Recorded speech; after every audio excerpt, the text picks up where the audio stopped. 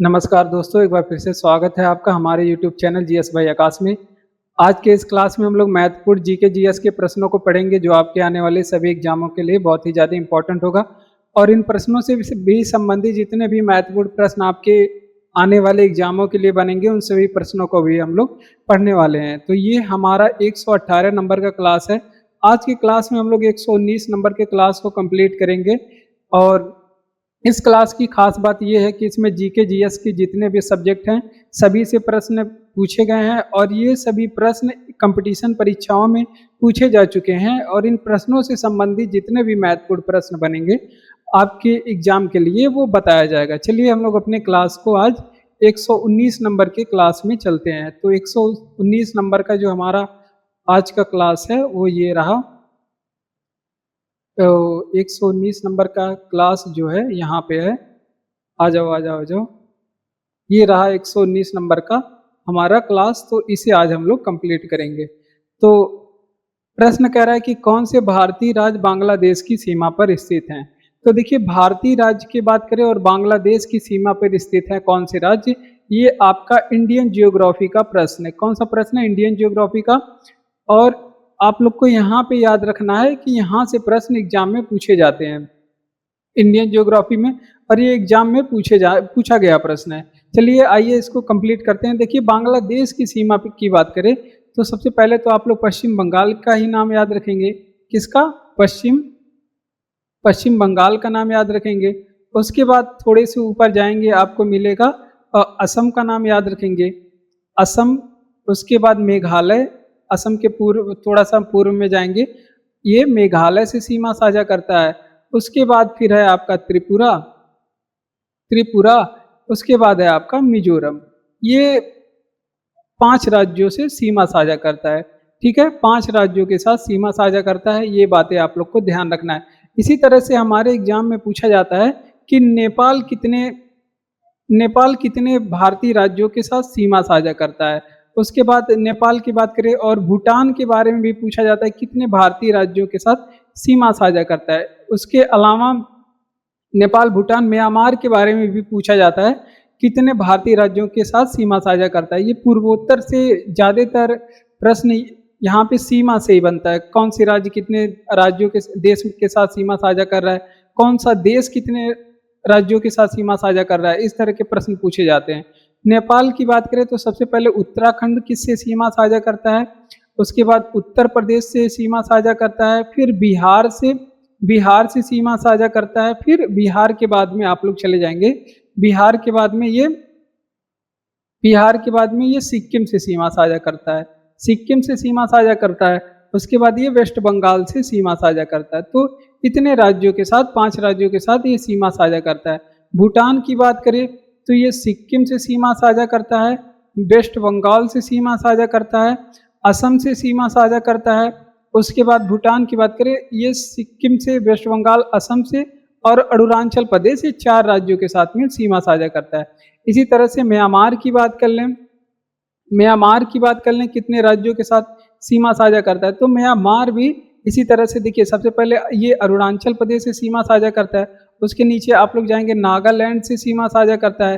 फिर नागालैंड की बात, उसके बाद फिर ये मणिपुर से सीमा साझा करता है, और ये मिजोरम से सीमा साझा। तो ये 4 राज्यों के साथ सीमा साझा करता है। तो इतनी बातें यहाँ से आप लोग याद रखेंगे। तो चलिए इसका रिवीजन कर लेते हैं। देखिए, कौन से भारतीय राज्य बांग्लादेश की सीमा पर स्थित है। तो मिजोरम, पश्चिम बंगाल हो गया, असम, मेघालय, त्रिपुरा, ये 5 राज्य बांग्लादेश के साथ सीमा साझा करते हैं। उत्तराखंड, उत्तर प्रदेश, बिहार, सिक्किम, वेस्ट बंगाल, ये नेपाल से सीमा साझा करते हैं। उसके बाद भूटान से कौन कौन से? सिक्किम, वेस्ट बंगाल, असम, अरुणाचल प्रदेश, ये आपका भूटान से सीमा साझा करता है। म्यांमार से सीमा साझा करने वाले राज्य अरुणाचल प्रदेश, नागालैंड, मणिपुर, मिजोरम, ये 4 राज्य म्यांमार से सीमा साझा करते हैं। तो इनके बारे में आप लोग ध्यान रखेंगे। अगला प्रश्न आ चुका है, पॉलिटी से एग्जाम में पूछा गया प्रश्न है कि कानून का शासन किस देश से लिया गया है। तो देखिए, जब हमारे देश का संविधान बना तो उसको बनाने के लिए विदेशों से जो भी चीज़ें महत्वपूर्ण थी वो लिया गया विदेशी संविधान से। और ये एग्जाम में पूछा जाता है। कानून का शासन, जो हमारे संविधान में कानून के शासन का जो प्रावधान है वो हमने किस देश से लिया है, तो ये ग्रेट ब्रिटेन से लिया है, या फिर ब्रिटेन से आप लोग कह सकते हैं। ये हमने ग्रेट ब्रिटेन के संविधान से लिया है। इसके अलावा कुछ चीज़ें और आप लोग को ध्यान रखना है। आपसे पूछे कि संसदीय शासन हमने कहाँ से लिया है। संसदीय संसदीय शासन, तो संसदीय शासन की जो व्यवस्था है ये हम लोगों ने ब्रिटेन से ही लिया है। एकल नागरिकता, एग्जाम में पूछा जाता है कि हमने एकल नागरिकता कहाँ से ली है। एकल नागरिकता तो हमने ये ब्रिटेन से ली है। उसके बाद एकल नागरिकता, और फिर आपसे पूछेंगे कि जो संसद में द्विसदनीय व्यवस्था है वो हमने कहाँ से ली है। द्विसदनीय द्विसदनीय व्यवस्था, तो ये भी हमने द्विसदनीय जो व्यवस्था है वो भी हमने ब्रिटेन के संविधान से लिया है। और ये सभी प्रश्न एग्जामों में बार बार पूछे जाते हैं। ये सभी प्रश्न एग्जाम में बार बार पूछे जाते हैं। अब देखिए हमने कुछ और देशों से लिया जो एग्जाम में पूछे जाते हैं। अगर आपसे पूछे कि मौलिक अधिकार हमने कहाँ से लिया, तो देखिए अगर मौलिक अधिकार की बात करें ये हमने कहाँ से लिया, एग्जाम में पूछा जाएगा, पूछा जाता भी है। मौलिक अधिकार ये हमने किस देश के संविधान से लिया, या फिर राष्ट्रपति पे महाभियोग लगाया जाता है, महाभियोग की प्रक्रिया ये हमने किस देश से लिया। या फिर आपसे पूछ लेगा, एग्जाम में पूछा जाता है कि न्यायिक पुनरावलोकन कहाँ से लिया गया। न्यायिक न्यायिक पुनरावलोकन ये हमने किस देश के संविधान से लिया। तो इस तरह से एग्जाम में प्रश्न पूछे जाते हैं, तो जो पॉलिटी के लिए बहुत ज़्यादा इम्पोर्टेंट होता है। न्यायिक पुनरावलोकन तो ये हमने लिया है कहाँ से, अमेरिका से लिया है। तो इतनी बातें यहाँ से संविधान के स्रोतों से आप लोग को याद रखना है। ये पॉलिटी में ही पढ़ाया जाएगा आप लोग को। देखिए कानून का शासन किस देश से लिया गया है, हमने बताया ग्रेट ब्रिटेन से। इसके अलावा संसदीय शासन ग्रेट ब्रिटेन से। एकल नागरिकता कहाँ से लिया गया है, ये भी ब्रिटेन से। द्विसदनीय व्यवस्था संसद में, ये भी ब्रिटेन से लिया गया है। मौलिक अधिकार, महाभियोग, न्यायिक पुनरावलोकन, ये सभी हमने कहाँ से लिया है, ये अमेरिका के संविधान से लिया है। तो इतनी बातें यहाँ पे आप लोग को याद रखना है। आगे बढ़ते हैं।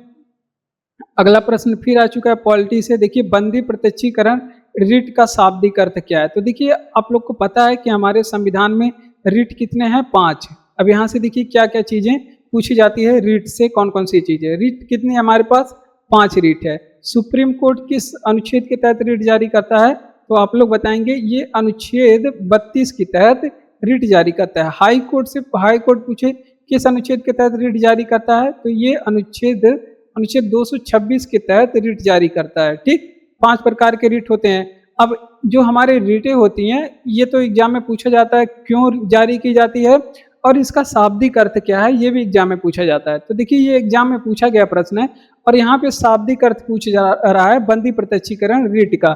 तो इसका शाब्दिक अर्थ होता है अंग की उपस्थिति। इसका शाब्दिक अर्थ क्या होता है, अंग की उपस्थिति। आइए चलिए और जो 4 हमारे पास रिट बच रहे हैं उन सभी के शाब्दिक अर्थ के बारे में देख लेते हैं। जैसे अगर आपसे पूछे कि परमादेश एक रिट है हमारा, इसका शाब्दिक अर्थ क्या है, इसका अर्थ शाब्दिक अर्थ है कि हम आदेश देते हैं। इसका शाब्दिक अर्थ क्या है कि हम आदेश देते हैं, इसका शाब्दिक अर्थ है। ठीक, ये बात है। उसके बाद आप लोग से पूछेगा कि निषेध एक हमारा रिट है, इसका शाब्दिक अर्थ क्या है, तो इसका शाब्दिक अर्थ होता है रोकना या फिर मना करना। इसका शाब्दिक अर्थ क्या होता है, प्रतिषेध का अगर आपसे पूछे कि शाब्दिक अर्थ क्या होता है, तो इसका शाब्दिक अर्थ होता है रोकना या फिर इसका शाब्दिक अर्थ होता है मना करना। ठीक, ये बातें आप लोग को याद रखना है। अब अगला रिट आप लोग को याद रखना है उत्प्रेषण जो शाब्दिक रिट है, इसका शाब्दिक अर्थ आप लोग बताएंगे उत्प्रेषण का। तो इसका शाब्दिक अर्थ होता है अभिलेख मांगना या फिर अभिलेख मांगना, इसका शाब्दिक अर्थ होता है। ठीक, ये बातें आप लोग को ध्यान रखना है। इसका शाब्दिक अर्थ होता है अभिलेख मांगना। एक होता है अधिकार परीक्षा लेख। तो इसका शाब्दिक अर्थ अगर आपसे पूछे एग्जाम में तो आप लोग बताएंगे इसका शाब्दिक अर्थ होता है कि आपका क्या अधिकार है, इसका शाब्दिक अर्थ होता है आपका क्या? अधिकार है। तो इसका शाब्दिक अर्थ आप लोग को याद रखना है। चलिए इसका रिवीजन कर लेते हैं कि बंदी प्रत्यक्षीकरण रीट का शाब्दिक अर्थ क्या है? तो अंग की उपस्थिति इसका शाब्दिक अर्थ होता है। रीट हमने बताया 5 होती है। हाई कोर्ट जारी करता है अनुच्छेद 226 के तहत और सुप्रीम कोर्ट जारी करता है, हाई कोर्ट जारी करता है अनुच्छेद 226 के तहत और सुप्रीम कोर्ट जारी करता है अनुच्छेद 32 के तहत। और इसी तरह से परमादेश का अर्थ होता है कि हम आदेश देते हैं। प्रतिषेध का अर्थ होता है रोकना या फिर मना करना। उत्प्रेषण का शाब्दिक अर्थ होता है अभिलेख मांगना। और अधिकार परीक्षा का शाब्दिक अर्थ होता है कि आपका क्या अधिकार है, ये बताइए किस अधिकार से आप ये काम कर रहे हैं। क्लास आपको अच्छा लग रहा हो तो क्लास को लाइक करिए, चैनल को सब्सक्राइब करके अपने दोस्तों तक भी शेयर करिए। अगला प्रश्न है कि ब्रिटिश भारत के किस वायसराय ने भारत का सांख्यिकी सर्वेक्षण आयोजन किया? सांख्यिकी सर्वेक्षण का क्या काम है? ये भारत में जनसंख्या जनगणना वगैरह करवाता है। तो इसका आयोजन किया था लॉर्ड मेयो। कौन किया था? लॉर्ड मेयो ने इसका आयोजन किया था सांख्यिकी सर्वेक्षण का। लॉर्ड मेयो की बात आप लोग जानते हैं। लॉर्ड मेयो के बारे में क्या पूछा जाता है? जनगणना किसके समय में हुई? जनगणना आप लोग जानते हैं कि भारत में जो जनगणना की शुरुआत है वो किसके समय में हुई थी? तो वो मेयो के समय में ही हुई थी। कब हुई थी? तो ये 1872 में हुई थी। अगर आपसे पूछे कि भारत में नियमित जनगणना की कब शुरुआत हुई, नियमित रूप से जनगणना की शुरुआत किसके समय में हुई और कब हुई? तो 1882 में हुआ था। तो और ये किसके समय में हुआ था? ये लॉर्ड रिपन के समय में हुआ था।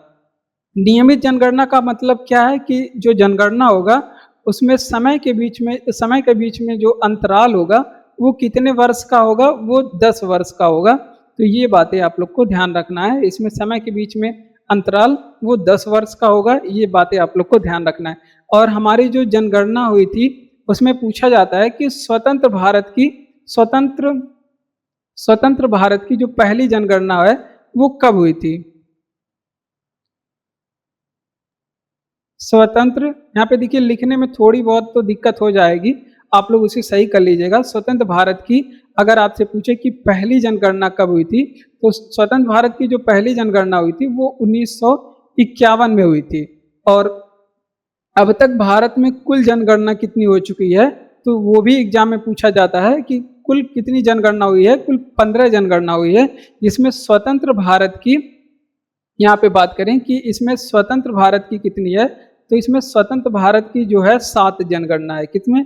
7 जनगणना। और अगर आपसे पूछे कि यहाँ पे ब्रिटिश भारत की कितनी जनगणना है, जब हमारे देश पे ब्रिटिश का शासन था तो ब्रिटिश भारत की इसमें कितनी जनगणना है? तो 8 जनगणना है। ये बातें आप लोग ध्यान रखेंगे। ब्रिटिश भारत के समय में 8 जनगणना हुई और स्वतंत्र भारत में हमारी 7 जनगणना हुई है। ये बातें आप लोग को याद रखना है। चलिए इसका रिविजन कर लेते हैं कि ब्रिटिश भारत के लिए किस वायसराय ने भारत का सांख्यिकी सर्वेक्षण आयोजन किया? ब्रिटिश भारत का मतलब जब भारत पे ब्रिटेन का शासन था तो तब उसको कहते हैं ब्रिटिश भारत। तो लॉर्ड मेयो ने सांख्यिकी सर्वेक्षण का आयोजन किया था और ये बात एग्जाम में पूछी गई है। तो ये बातें आप लोग ध्यान रखेंगे। अब इससे महत्वपूर्ण प्रश्न जो आपके एग्जाम में पूछा जा सकता है वो हमने बताया कि जनगणना की शुरुआत 1872 में मेयो के समय में हुई। नियमित जनगणना की शुरुआत 1882 में रिपन के समय में हुई। नियमित का मतलब इसमें अंतराल 10 वर्ष का होगा। आपके एग्जाम में भी पूछा जाता है कि जनगणना में अंतराल कितने वर्ष का होता है? तो 10 वर्ष का होता है। स्वतंत्र भारत की 7वीं जनगणना, भारत की पहली जनगणना 1951 में हुई है, क्योंकि भारत 1947 में आज़ाद हुआ तो पहली जनगणना 1951 में हुई है। कुल अब तक जनगणना भारत में 15 हो चुकी है, जिसमें स्वतंत्र भारत की 7 है, ब्रिटिश भारत की 8 है। ठीक, ये दोनों बातें भी आप लोग को याद रखना है। 2025 के लिए Oxford word of the year क्या है? तो Oxford word of the year ये हमेशा हर साल जारी किया जाता है और कभी जारी नहीं भी किया जाता है किसी कारण की वजह से। तो ये रेजबैट है। क्या है? रेजबैट। अब आप लोग कहेंगे कि ये रेजबैट कौन सा शब्द है? तो रेजबैट शब्द का अर्थ होता है ऑनलाइन गुस्सा फैलाना। आजकल जानते हैं आप लोग डिजिटल जमाना है, तो इसका अर्थ होता है ऑनलाइन गुस्सा भड़काना। इसका क्या है? अर्थ है। ठीक, ये बातें आप लोग को याद रखना है। अब आगे बात करते हैं कि ये जो Oxford word of the year exam में पूछा जाएगा कि ये कौन जारी करता है, ये कौन जारी करता है, कौन सी संस्था? तो ये ऑक्सफोर्ड यूनिवर्सिटी जारी करती है। कौन सी यूनिवर्सिटी जारी करती है? ऑक्सफोर्ड यूनिवर्सिटी जारी करती है। ठीक, ये भी बातें आप लोग ध्यान रखेंगे। ऑक्सफोर्ड यूनिवर्सिटी के द्वारा ये Oxford word of the year जारी किया जाता है। अरे ऑक्सफोर्ड यूनिवर्सिटी पूछ ले आपसे कहाँ पे है, तो ये आपके यूनाइटेड किंगडम में है। ये बातें आप लोग को ध्यान रखना है। इसी तरह से आप लोग कुछ आइए चलिए कुछ यूनिवर्सिटी के बारे में पूछते हैं। आप लोग बताइए कि वो कहाँ पे स्थित है, क्योंकि एग्जाम आप लोग सुने होंगे हार्वर्ड यूनिवर्सिटी का नाम। हार्वर्ड यूनिवर्सिटी न्यूज वगैरह में आप लोग सुने होंगे हार्वर्ड यूनिवर्सिटी। या फिर आपसे पूछ ले कि स्टैनफोर्ड यूनिवर्सिटी कहाँ पे स्थित है। स्टैनफोर्ड स्टैनफोर्ड यूनिवर्सिटी ये कहाँ पे स्थित है? तो ये दोनों यूनिवर्सिटी कहाँ पे स्थित है? अमेरिका में स्थित है। ये बातें आप लोग को ध्यान रखना, कहाँ पे? अमेरिका में स्थित है। अगर आपसे पूछे कि यहाँ पे टोरंटो यूनिवर्सिटी कहाँ पे स्थित है, टोरंटो यूनिवर्सिटी, तो टोरंटो यूनिवर्सिटी के बारे में आपसे पूछे तो ये कनाडा में स्थित है, उत्तरी अमेरिका कनाडा में स्थित है। एक आप लोग बताएंगे कि मेलबर्न यूनिवर्सिटी, आपसे पूछे कि मेलबर्न यूनिवर्सिटी कहाँ पे है, तो मेलबर्न यूनिवर्सिटी ये ऑस्ट्रेलिया में है। कहाँ पे? ऑस्ट्रेलिया में है। ये बातें आप लोग को याद रखना है। आइए चलिए इस प्रश्नों का रिवीजन कर लेते हैं कि 2025 के लिए Oxford word of the year किसने जारी किया, कौन है? तो ये रिजबर्ट है। ऑनलाइन गुस्सा फैलाना इसका अर्थ होता है। और जारी किसने किया? ऑक्सफोर्ड यूनिवर्सिटी लंदन ने इसे जारी किया। और ये करंट अफेयर का आपका प्रश्न है, ये एग्जाम में पूछा जाएगा, आप लोग इसे ध्यान रखेंगे। हार्वर्ड यूनिवर्सिटी स्टैनफोर्ड यूनिवर्सिटी के बारे में हमने बताया, ये कहाँ पे स्थित है? अमेरिका में। टोरंटो यूनिवर्सिटी ये कनाडा में। मेलबर्न यूनिवर्सिटी ऑस्ट्रेलिया में स्थित है। ये बातें भी आप लोग को ध्यान रखना है। अगला प्रश्न है कि कौन सा देश यूरोप में सबसे बड़ा है? तो देखिए ये भी महत्वपूर्ण प्रश्न है, कौन सा देश यूरोप में सबसे बड़ा है? तो यूरोप का सबसे बड़ा देश कौन सा है? रूस है। हम सभी जानते हैं कि यूरोप में स्थित ये यूरोप एशिया महाद्वीप और जो आपका रूस है ये एशिया महाद्वीप और यूरोप महाद्वीप दोनों में स्थित है। और जबकि अगर केवल पूछे कि कौन सा देश यूरोप में सबसे बड़ा है, तो ये हो जाएगा आपका रूस। अब यहाँ पे यूरोप महाद्वीप आया है, तो आइए चलिए हम लोग यूरोप महाद्वीप को पकड़ते हैं। यूरोप महाद्वीप में पूछे कितने देश हैं, अगर देशों की बात करें यहाँ पे कितने हैं, तो यहाँ पे 49 देश हैं। कितने हैं? 49 देश हैं। अगर आपसे पूछे कि प्रायद्वीपीय प्रायद्वीपीय महाद्वीप किसे कहते हैं? प्रायद्वीपीय अगर आपसे पूछे कि प्रायद्वीपों का प्रायद्वीप किसे कहते हैं, या इसको प्रायद्वीपों का प्रायद्वीप अगर आपसे पूछे प्रायद्वीपों का प्रायद्वीप किसे कहते हैं, तो वो यूरोपीय महाद्वीप को कहते हैं। ठीक, यूरोप महाद्वीप को कहते हैं। अगर आपसे पूछे कि सर्वाधिक नगरीकृत महाद्वीप कौन सा है, तो आप लोग इसका भी ध्यान रखेंगे। सर्वाधिक नगरीकृत अगर महाद्वीप पूछे तो वो भी आपका हो जाएगा कौन सा? यूरोप महाद्वीप। ये बातें आप लोग ध्यान रखेंगे। यूरोप महाद्वीप का सबसे बड़ा नगर एग्जाम में पूछा गया है, कौन सा है सबसे बड़ा नगर यूरोप का? तो आप सभी बताएंगे। यहाँ पे सबसे बड़ा नगर इसका लंदन है। लंदन सबसे बड़ा नगर है। और यूरोप के बारे में एक चीज़ और आप लोग ध्यान रखेंगे, अगर आपसे पूछे कि यूरोप की सबसे लंबी नदी कौन सी है, तो वोल्गा नदी यहाँ पे सबसे लंबी नदी है। कौन सी नदी है? वोल्गा नदी यहाँ पे सबसे लंबी है। अगर आपसे पूछे कि यूरोप महाद्वीप की सर्वोच्च शिखर कौन सी है, क्योंकि ये भी एग्जाम में पूछा जाता है, सर्वोच्च शिखर यहाँ पे थोड़ा सा आप लोग सही कर लेंगे। सर्वोच्च शिखर यहाँ पे कौन सा है, तो वो है आपका माउंट अल्ब्रुस है। ठीक है, माउंट अल्ब्रुस है यहाँ पे सर्वोच्च शिखर। तो इतनी बातें यहाँ पे यूरोप महाद्वीप के बारे में आप लोग याद रखेंगे। चलिए इसका रिवीजन कर लेते हैं कि कौन सा देश यूरोप में सबसे बड़ा है। अच्छा यहाँ पे लिखे हैं, तो रूस है सबसे बड़ा। यूरोप महाद्वीप के बारे में हमने पढ़ा कि इसमें देश कितने हैं? 49 देश हैं। प्रायद्वीपों का प्रायद्वीप यूरोप महाद्वीप को कहते हैं। और सर्वाधिक नगरीकृत महाद्वीप पूछे तो आप लोग बताएंगे यूरोप है। क्योंकि यहाँ पे सबसे ज़्यादा नगर है। और सबसे लंबी नदी यहाँ पे कौन सी है? यूरोप महाद्वीप की वोल्गा नदी है। अब से सबसे बड़ा नगर हमने बताया यूरोप महाद्वीप का लंदन है, और सर्वोच्च शिखर जो है माउंट एल्ब्रूस है। इतनी बातें यूरोप से आप लोग को याद रखना है। चलिए आगे बढ़ते हैं अपने अगले प्रश्न की ओर। हमारा अगला प्रश्न क्या कह रहा है कि भारत का रेडियो खगोल विज्ञान केंद्र कहाँ पे स्थित है? तो इस तरह से कुछ अनुसंधान केंद्रों के बारे में या फिर विज्ञान केंद्रों के बारे में एग्जाम में पूछा जाता है। तो अभी रेडियो खगोल विज्ञान केंद्र के बारे में पूछा गया है, एग्जाम में ये प्रश्न पूछा जा चुका है, और इसके बारे में आप लोग ध्यान रखेंगे। ये स्थित है उदग मंडलम में। कहाँ पे? उदग मंडलम। अब उदग मंडलम कहाँ पे है? ये ऊटी में है। अब आप सभी जानते हैं, आप लोग जानेंगे कि ऊटी कहाँ पे है। तो ये है आपके तमिलनाडु में। क्योंकि आपको ऊटी बता दें तो सभी आप लोग कहाँ पे जाते हैं? उत्तर भारत में। नहीं, वहाँ पे नहीं जाना है। ये उदगमंडलम ऊटी तमिलनाडु में ये स्थित है। ये बातें आप लोग को याद रखना है।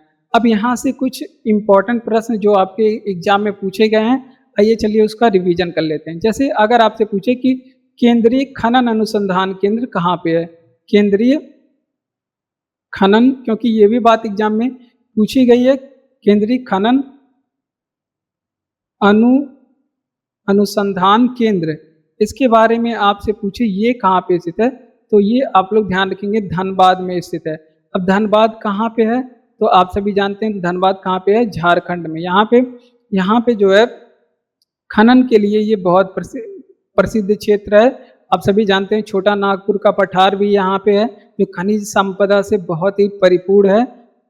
इसी वजह से यहाँ पे केंद्रीय खनन अनुसंधान केंद्र स्थित है। अगली बात है पारिस्थितिकी। अगली बात है पारिस्थितिकी विज्ञान केंद्र। अगर आपसे पूछे ये कहाँ पे स्थित है? पारिस्थितिकी विज्ञान केंद्र कहाँ पे स्थित है? तो पारिस्थितिकी विज्ञान केंद्र के बारे में भी आप लोग ध्यान रखेंगे। ये स्थित है बेंगलुरु में। कहाँ पे? बेंगलुरु में।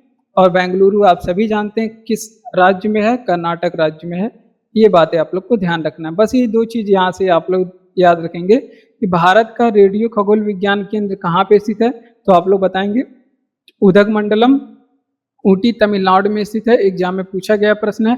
केंद्रीय खनन अनुसंधान केंद्र पूछे तो धनबाद झारखंड में है। अगला बात है पारिस्थितिकी विज्ञान केंद्र के बारे में पूछे तो बेंगलुरु कर्नाटक में स्थित है। ये भी बातें आप लोग को याद रखना है। और इसका अगला प्रश्न है कि लैन का कौन सा लाभ है? लैन, तो लैन को आप सभी जानते हैं कंप्यूटर का प्रश्न है। यहाँ से लैन वैन मैन पूछा जाता है। तो देखिए लैन को क्या कहते हैं? इसको कहते हैं लोकल एरिया नेटवर्क। क्या कहते हैं? लोकल। सबसे पहले इसका फुल फॉर्म ही एग्जाम के लिए महत्वपूर्ण है। इसको कहते हैं लोकल एरिया नेटवर्क। इसका फुल फॉर्म आप लोग याद रखेंगे, एग्जाम में पूछा जाता है। इसको बोलते हैं लोकल एरिया नेटवर्क। ठीक। और लैन की बात कर लें तो ये परिधीय उपकरणों को साझा करने के लिए उपयोग में लाया जाता है। परिधीय उपकरणों को साझा करने के लिए, जैसे किसी कॉलेज का हो गया, हॉस्पिटल का हो गया, या फिर किसी ऑफिस के सारे उपकरणों को आपस में जोड़ने, कंप्यूटर में जोड़ने के लिए। इसमें देखिए एक ही कंप्यूटर है और वो किसी बैंक में, मतलब इसमें एक ही प्रिंटर है, उसमें बैंक में 6 कंप्यूटर है, तो 6 से उसे ऑपरेट किया जा सकता है। तो लैन का ये कमाल है। तो ये बातें आप लोग को याद रखना है। तो ये क्या हो गया? परिधीय उपकरणों को साझा करना। यहाँ पे उपकरण कम है तो भी सारे काम हो जाएंगे, सभी का काम चल जाएगा। ठीक है, क्योंकि कुछ हमारे पास ऐसे उपकरण होती हैं जिनको हम लोग एक कंप्यूटर से 24 आवर यूज नहीं करते हैं। तो इसी वजह से कम उपकरण में काम चल जाए, उसका उपाय ये निकाला गया। लैन लोकल एरिया नेटवर्क होता है इसका फुल फॉर्म। एक होता है वैन। अब आप लोग कहेंगे वैन क्या है? तो देखिए वैन भी एग्जाम में पूछा जाता है। इसको बोलते हैं वाइड एरिया नेटवर्क। क्या कहते हैं? Wide area network. अगर आपसे कभी पूछ ले कि नेटवर्क, अगर आपसे पूछे कि इसका क्या लाभ है, जैसे यहाँ पे पूछा है ना लैन का क्या लाभ है, उसी तरह से वैन का पूछे क्या लाभ है, तो इसका लाभ ये है कि विशाल भौगोलिक क्षेत्र को ये क्या करता है? कवर करता है। विशाल भौगोलिक क्षेत्र का एग्जाम्पल दे दें, जैसे इंटरनेट हो गया आपका, वो वैन में आता है, वाइड एरिया नेटवर्क। देखिए एक महाद्वीप से दूसरे महाद्वीप या फिर इसी तरह के और भी जितने नेटवर्क होते हैं, वो हो गया आपका टेलीफ़ोन वाला पहले आता था, जो टेलीफ़ोन पहले उससे चलता था, केबल से चलता था।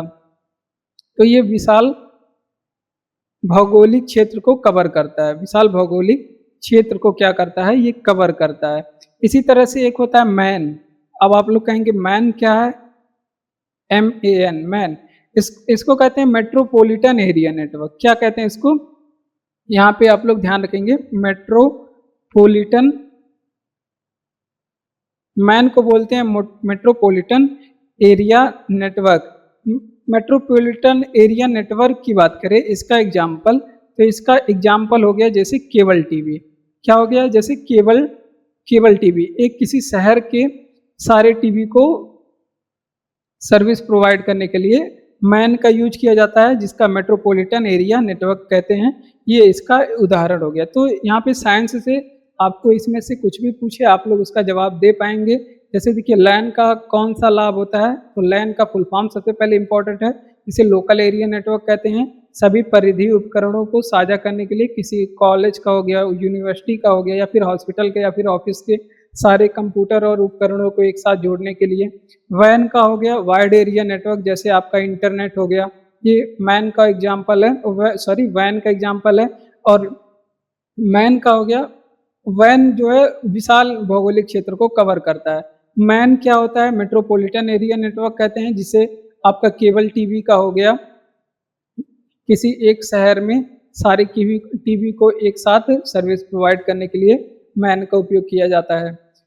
अगला प्रश्न है, साइंस से आ चुका है, ये भी महत्वपूर्ण प्रश्न है कि कौन एक जैविक उत्प्रेरक, जैविक उत्प्रेरक आप लोग ध्यान रखेंगे, साइंस का प्रश्न है। तो वो क्या होता है? एंजाइम होता है। जैविक उत्प्रेरक पूछे क्या है? एंजाइम, ये एक जैविक उत्प्रेरक है और इसके बारे में एग्जाम में पूछा गया है ये प्रश्न। अगर केवल आपसे पूछे कि एंजाइम क्या होते हैं, आपसे अगर एग्जाम में पूछा होता है कि एंजाइम क्या होता है, तो एंजाइम एक तरह का प्रोटीन होता है, ये भी बात एग्जाम में पूछा गया है, प्रोटीन होता है। तो ये भी बातें आप लोग को ध्यान रखना है। एंजाइम क्या होता है? प्रोटीन होता है। और इसी तरह से हमारे शरीर के वृद्धि, विकास और स्वस्थ रखने के लिए कुछ खनिज तत्व जिम्मेदार होते हैं, जैसे मिनरल्स। मिनरल्स की बात करें जिसे हम लोग खनिज कहते हैं। यहाँ पे आप लोग नोट करेंगे, अगर आपसे पूछे कि खनिज क्या होता है, जिसे मिनरल्स कहते हैं, ये क्या होता है, तो ये हमारे शरीर के लिए ये अकार्बनिक तत्व होते हैं। अकार्बनिक अकार्बनिक तत्व होते हैं। अकार्बनिक तत्व होता है। अगर आपसे पूछे खनिज क्या होता है, तो अकार्बनिक तत्व होता है, आपको ऑप्शन में मिल जाएगा। ये शरीर की वृद्धि के लिए सहायक होता है। मिनरल्स, या जिसे आप लोग मिनरल्स भी कहते हैं, शरीर के वृद्धि और विकास के लिए ये सहायक होता है। ठीक इसी तरह से एक और चीज का नाम आप लोग बार बार सुनते हैं, हार्मोन। अगर आपसे पूछे कि हार्मोन क्या है, हार्मोन बहुत बार आप इसका नाम सुने होंगे। अगर आपसे पूछे हार्मोन क्या है, तो इसे तो कहते हैं केमिकल मैसेंजर, यानी कि रासायनिक संदेशवाहक। रासायनिक, तो इसको रासायनिक संदेशवाहक कहते हैं,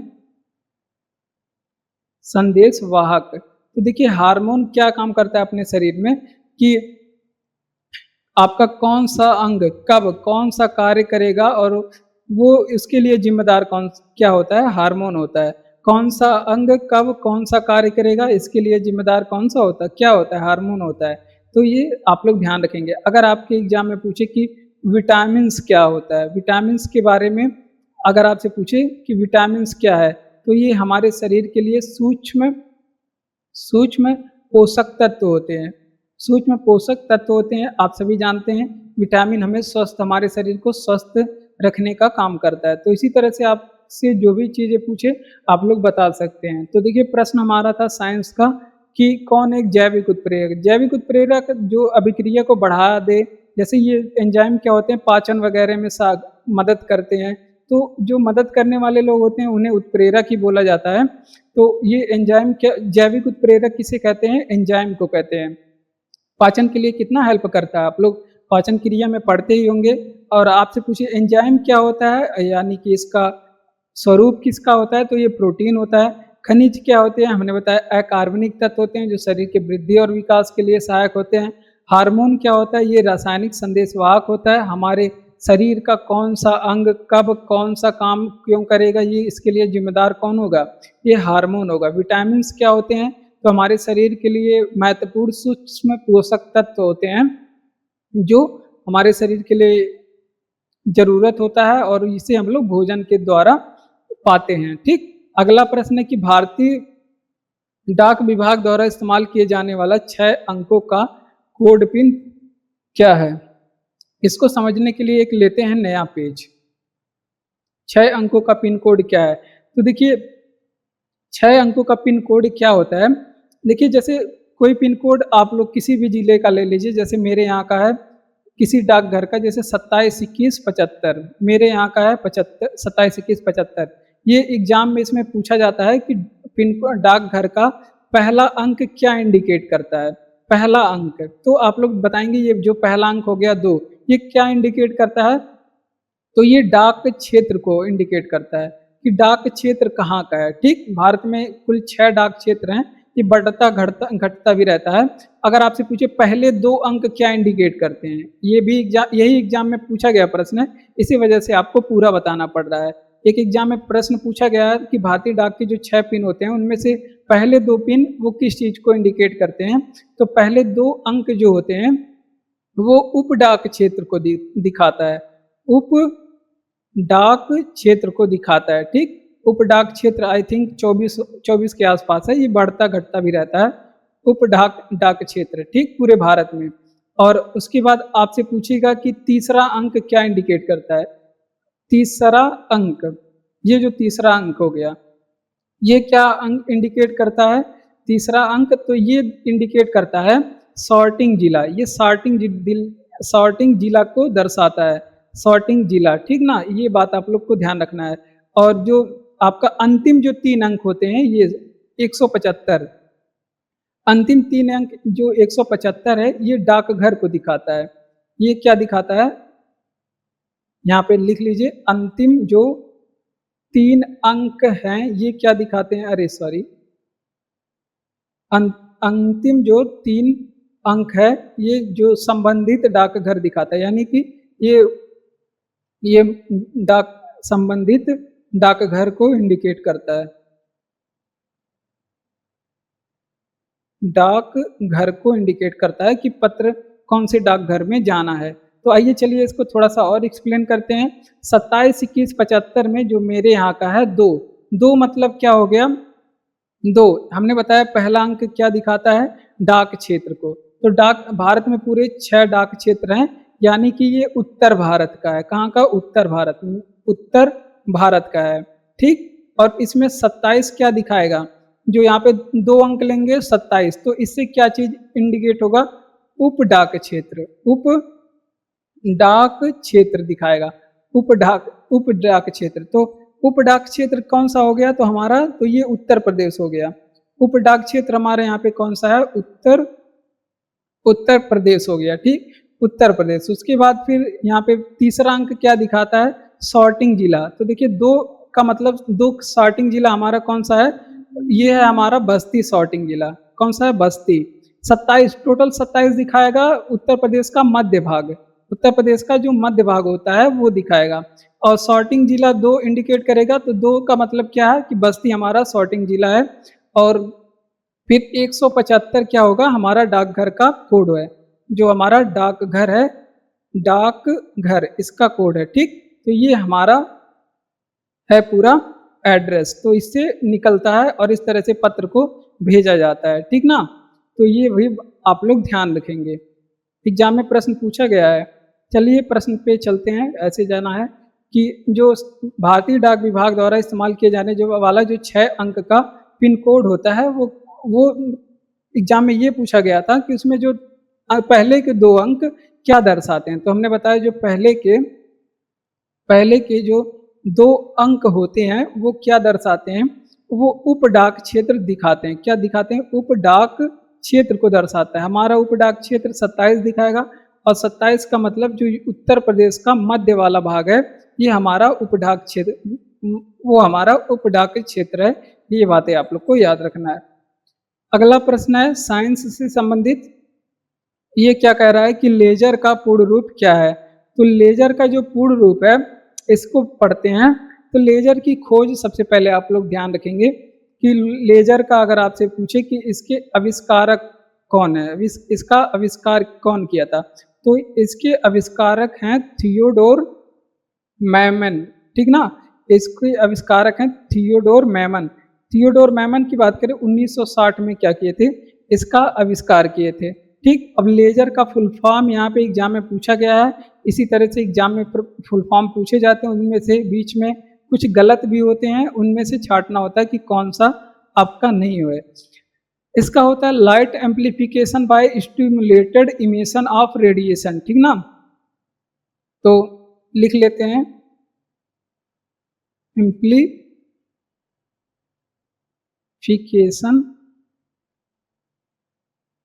इमिशन ऑफ रेडिएशन, ठीक ना। ये इसका होता है फुल फॉर्म। और चलिए इसका रिवीजन कर लेते हैं बस इस क्लास, ये मतलब इस प्रश्न से इतना ही।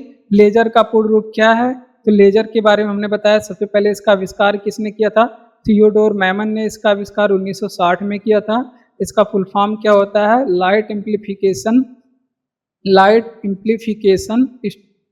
Amplification by by stimulated emission of radiation, इसका फुल फॉर्म होता है। ये बातें आप लोग को ध्यान रखना है।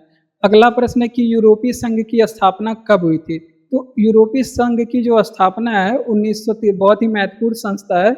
ईयू एक बहुत ही महत्वपूर्ण संस्था है आपके स्टैटिक जीके के लिए।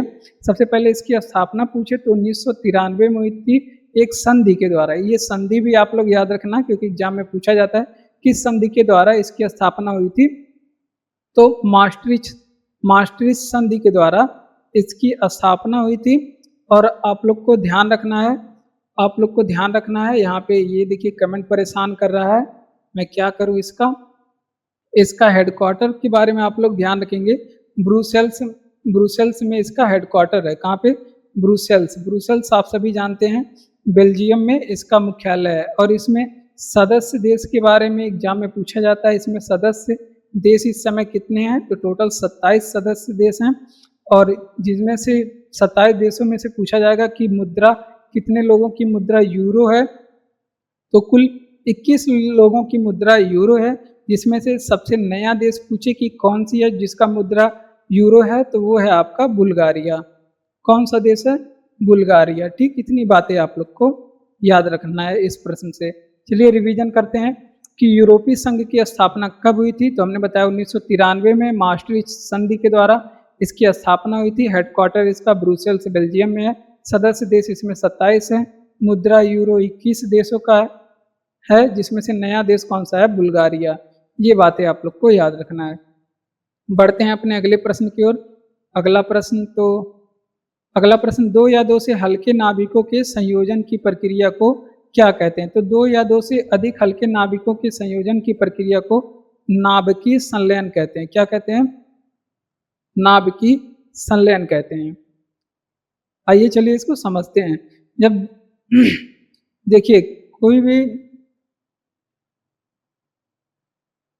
जब देखिए दो या दो से अधिक हल्के नाभिकों के संयोजन की जो प्रक्रिया है उसको नाभिकीय संलयन कहते हैं। जब दो या दो से अधिक हल्के नाभिक आपस में जुड़ते हैं, तो संयोजन का मतलब होता है जुड़ना। जब दो या दो से अधिक हल्के नाभिक आपस में जुड़ते हैं तो उससे अपार मात्रा में ऊर्जा क्या होती है, अपार मात्रा में ऊर्जा बहुत अधिक मात्रा में निकलती है। और इस क्रिया को हम लोग क्या कहते हैं, नाभिकीय संलयन कहते हैं। और नाभिकीय संलयन के लिए इसमें तापमान कितना होता है, नाभिकीय संलयन के लिए आवश्यक तापमान कितना होता है, तो लगभग एग्जाम में ये प्रश्न पूछा गया है कि नाभिकीय संलयन के लिए आवश्यक तापमान कितना होता है, तो लगभग 100 मिलियन केल्विन इसके लिए आवश्यक तापमान होता है। ये बातें आप लोग को ध्यान रखना है। अब नाभिकीय संलयन पूछा जाता है किन किन चीज़ों में होता है, तो तारों में पूछ ले कौन सी अभिक्रिया होती है, या फिर सूर्य में पूछे कौन सी अभिक्रिया होती है, या फिर हाइड्रोजन में पूछे, हाइड्रोजन बम में पूछे कौन सी अभिक्रिया होती है, तो इन सभी में आपको नाभिकीय संलयन अभिक्रिया होती है। कौन सी, नाभिकीय संलयन, जो कि बहुत ही ज़्यादा जो बहुत ही ज़्यादा संलयन, क्योंकि बहुत ही ज़्यादा हानिकारक होता है, जो कि बहुत ही ज़्यादा हानिकारक होता है। अब 2 या 2 से 2 या 2 से अधिक जब भारी नाभिक क्या करते हैं, अलग होते हैं या फिर टूटते हैं, तो उनसे कौन-सी अभिक्रिया उसे कौन-सी अभिक्रिया वो कहते हैं, नाभिकीय विखंडन। जैसे हो गया परमाणु बम। परमाणु बम में पूछा जाता है कि कौन-सी अभिक्रिया होती है, और परमाणु रिएक्टर में पूछा जाता है, परमाणु रिएक्टर में कौन-सी अभिक्रिया होती है, तो इसके लिए कौन-सी अभिक्रिया होती है, इसमें कौन-सी अभिक्रिया होती है? इसमें नाभिकीय विखंडन अभिक्रिया होती है। कौन-सी? यहाँ पे ध्यान रखना, नाभिकीय विखंडन अभिक्रिया होती है, ये भी एग्जाम में पूछा जाता है। कौन सी अभिक्रिया इसमें? नाभिकीय विखंडन। चलिए इसका रिवीजन कर लेते हैं। बढ़िया प्रश्न था साइंस से कि 2 या 2 से अधिक हल्के नाभिकों के संयोजन की प्रक्रिया को क्या कहते हैं? इसको नाभिकीय संलयन कहते हैं। और ये भी एग्जाम में पूछा गया है कि नाभिकीय संलयन के लिए आवश्यक तापमान कितना होता है, तो लगभग 100 मिलियन केल्विन इसके लिए आवश्यक तापमान होता है। सूर्य में, तारों में, हाइड्रोजन बम में इसमें कौन सी अभिक्रिया होती है? नाभिकीय संलयन अभिक्रिया होती है। परमाणु बम, परमाणु रिएक्टर में नाभिकीय विखंडन अभिक्रिया होती है। अगला प्रश्न है कि कौन हृदय से गुर्दे तक रक्त पहुंचाता है? तो हृदय से गुर्दे तक रक्त पहुंचाने का काम करता है आपका यहाँ पे वृक्क धमनी। कौन काम करता है? वृक्क धमनी। ये प्रश्न एग्जाम में पूछा गया है, साइंस का महत्वपूर्ण प्रश्न है। ये साइंस का महत्वपूर्ण प्रश्न है। आइए चलिए यहाँ पे वृक्क क्या है, धमनी क्या है, सिरा क्या है, ये सभी के बारे में हम लोग पढ़ते हैं। देखिए अगर आपसे पूछे कि धमनी की बात करें, धमनी की बात करें, ये इसमें पूछा जाता है एक दो चीजें कि धमनी कहाँ से कहाँ रक्त ले जाती है, और इसमें शुद्ध रक्त बहता है कि अशुद्ध रक्त बहता है। तो धमनी क्या काम करता है, ये धमनी क्या काम करता है, ये हृदय से, हृदय आप सभी जानते हैं रक्त को क्या करता है, पंपिंग करता है। हृदय से ये शरीर की ओर रक्त ले जाती है। कहाँ? शरीर की ओर रक्त ले जाती है। अब शरीर में रक्त जाएगा तो ये हमेशा कौन सा रक्त जाएगा? शुद्ध रक्त जाएगा। कौन सा रक्त? शुद्ध रक्त जाएगा। ठीक। और इसी तरह से होता है सिरा। सिरा ये पूछता है कि कौन कहाँ से कहाँ तक रक्त ले जाता है, तो ये शरीर से रक्त ले जाता है। कहाँ? किसकी ओर? शरीर से रक्त ले जाता है हृदय की ओर। कहाँ से? हृदय की ओर। शरीर से हृदय की ओर रक्त ले जाएगा तो ये अशुद्ध रक्त होगा। कौन सा? अशुद्ध, अशुद्ध रक्त ये ले जाता है। ये भी बातें आप लोग को ध्यान रखना है। अगला प्रश्न है, अगर आपसे पूछे कि फुफ्फुस धमनी के बारे में पूछा जाता है, अब आप लोग कहेंगे ये कौन सी बला है फुफ्फुस धमनी, तो ये पूछा जाता है इसमें कौन सा रक्त ले जाता है, तो ये अपवाद है, इसमें हमेशा अशुद्ध रक्त जाता है। अगर फुफ्फुस धमनी की बात करें तो इसमें अशुद्ध रक्त जाएगा। अगर फुफ्फुस शिरा की बात करें तो ये इसमें कौन सी,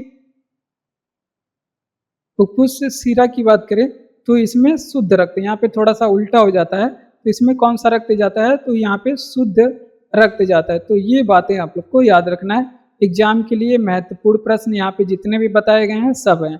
चलिए इसका रिवीजन करते हैं कि कौन हृदय से गुर्दे तक रक्त पहुँचाता है, तो ये काम करता है वृक्क धमनी। धमनी क्या काम करता है हमने बताया। अगर आपसे पूछे धमनी क्या है, तो ये हृदय से शरीर को रक्त ले जाता है और इसमें शुद्ध रक्त बहता है। सिरा क्या काम करता है, शरीर से हृदय की ओर रक्त ले जाता है, इसमें अशुद्ध रक्त बहता है। फुफ्फुस धमनी, इसमें इसमें अशुद्ध रक्त बहता है, जबकि फुफ्फुस सिरा की बात करें इसमें शुद्ध रक्त बहता है। यहाँ पे उल्टा हो जाता है। ठीक ना। अगला प्रश्न है कि भारत में कितने आईआईएम हैं? आईआईएम का मतलब इंडियन इंस्टीट्यूट ऑफ मैनेजमेंट। ठीक, भारतीय प्रबंधन संस्थान। तो इसके बारे में एग्जाम में पूछा गया है कितने हैं, तो वर्तमान समय 22 हैं। ठीक, करंट अफेयर का प्रश्न है कितने हैं, वर्तमान समय यहाँ पे 22 हैं। और सबसे नया वाला जो सबसे नया वाला बना है वो कहाँ पे बना है, तो सबसे नया वाला जो है वो गुवाहाटी में बना है। सबसे नया जो आईआईएम है, ये भी बातें आप लोग को याद रखना है। यहाँ पे सबसे नया आईआईएम कहाँ पे बना है, ये गुवाहाटी में बना है। कहाँ पे? गुवाहाटी में। और 22 नंबर वाला जो कि कहाँ पे है, असम में है। ये बातें आप लोग को याद रखना है। अब सबसे पहला वाला आईआईएम भी इम्पोर्टेंट है, क्योंकि पूछा जा सकता है भारत का पहला भारतीय प्रबंधन संस्थान कौन सा है। तो पहला जो आईआईएम है ये है आपका आईआईएम आईआईएम कोलकाता। ये कोलकाता में बना था। कहाँ पे? आईआईएम कोलकाता। और ये कब बना था? 1961 में बना था, पहली 1961 में। और ये कहाँ पे है? पश्चिम बंगाल में स्थित है। ठीक, इतनी बातें आप लोग को ध्यान रखना है। अब आपसे पूछे कि भारतीय प्रबंधन संस्थान एक्ट यानी कि आईआईएम अधिनियम भारत में कब आया था? आईआईएम अधिनियम भारत में कब आया? तो ये भी महत्वपूर्ण प्रश्न है। ये भारत में 2017 में आया था। कब आया था? 2017 में। तो इतनी बातें आप लोग को इस प्रश्न से याद रखना है। चलिए इसका रिवीजन कर लेते हैं। देखिए क्या आपको करना है कि भारत में कितने आईआईएम है, तो आप लोग बताएंगे। इसमें 22 आईआईएम है भारत में। और सबसे नया वाला कौन सा है? आईआईएम गुवाहाटी, जो कि कहाँ पे स्थित है? असम में स्थित है। पहला आईआईएम भारत का कौन सा है? वो है आईआईएम कोलकाता, 1961 में पश्चिम बंगाल में बना। और भारत में आईआईएम अधिनियम कब आया था? एक्ट कब आया? तो 2017 में आया। आगे बढ़ते हैं। तो क्लास को आप लोग सब्सक्राइब करिए, चैनल को लाइक करिए, चैनल को सब्सक्राइब करिए, वीडियो को अपने दोस्तों में शेयर करिए। कमेंट आपको करके बताना है क्लास आपको कैसा लगा और इसमें क्या ऐड कर सकते हैं, इसमें क्या सुधार किया जा सकता है। पीडीएफ आपको टेलीग्राम चैनल का लिंक डिस्क्रिप्शन में दिया गया है, वहाँ पे इसका पीडीएफ मिलेगा। बढ़ते हैं अपने अगले प्रश्न की ओर। हमारा अगला प्रश्न है कि भारत की सबसे बड़ी खारे पानी की झील कहाँ स्थित है? तो भारत की सबसे बड़ी खारे पानी की झील पूछे कहाँ पे स्थित है? तो ये महानदी डेल्टा में। कहाँ पे? महानदी डेल्टा। आप लोग कहेंगे कि महानदी ये डेल्टा कहाँ पे है? तो ये उड़ीसा में। आप लोग ध्यान रखेंगे महानदी डेल्टा, यहाँ पे ये भारत की सबसे बड़ी खारे पानी की झील स्थित है। आइए देखिए यहाँ से क्या क्या प्रश्न पूछता है यहाँ पे। तो आप सभी जानते हैं, मुझे पता है आप सभी झील का नाम आप लोग जान गए होंगे, किस झील की बात हो रही है।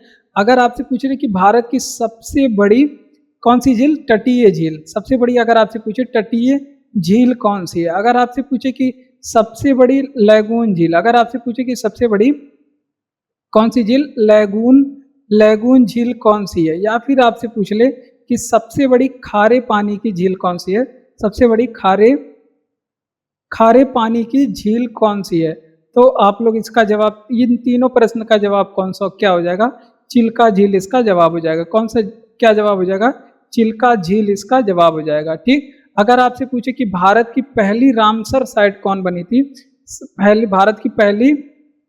रामसर भारत की पहली रामसर साइट कौन सी है? तो वो भी आपके कौन सी है? चिल्का झील है। क्या है?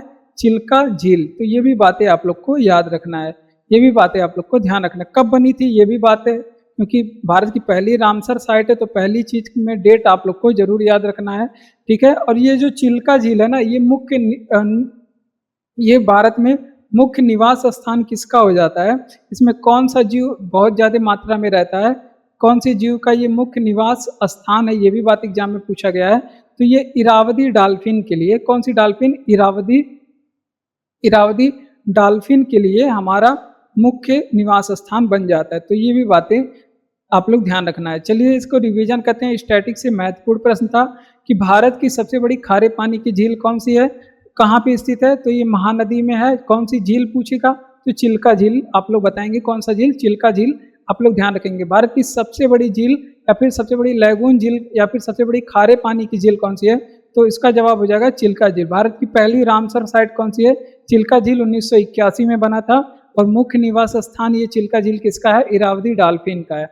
अगला प्रश्न है कि मानव शरीर में इंसुलिन का क्या कार्य है? तो मानव शरीर में जो इंसुलिन होता है, ये शरीर द्वारा जो ग्लूकोज होती है, यहाँ पे ऑप्शन में क्या दिया गया था आप लोग इसे याद रखेंगे।